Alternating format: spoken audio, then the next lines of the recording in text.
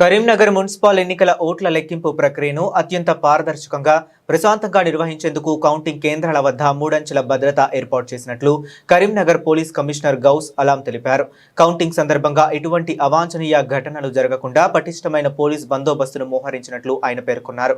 Counting కేంద్రం చుట్టూ 3 స్థాయిల్లో భద్రతను ఏర్పాటు చేశామని, కేంద్రానికి 100 మీటర్ల దూరం నుంచే భద్రతా వలయాన్ని ఏర్పాటు చేసి అనధికార వ్యక్తుల ప్రవేశాన్ని నిషిద్ధం చేశామని సిపి తెలిపారు. కేవలం పోలీస్ అధికారులు, మున్సిపల్ అధికారులు మరియు వీధుల్లో ఉన్న సిబ్బందికి మాత్రమే అనుమతి ఉంటుందన్నారు.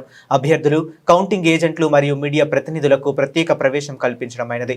వీరందరూ తప్పనిసరిగా గుర్తింపు కార్డులు కలిగి ఉండాలన్నారు. ఓట్ల లెక్కింపు కేంద్రాల వైపు వచ్చే వాహనాల వల్ల ట్రాఫిక్ అంతరాయం కలగకుండా ముందస్తుగా దారి మళ్లింపు చర్యలు చేపట్టామన్నారు. జగిత్యాల, కరీంనగర్ మార్గంలో ప్రయాణించేవారు పోలీసుల సూచనలు పాటించాలని సూచించారు.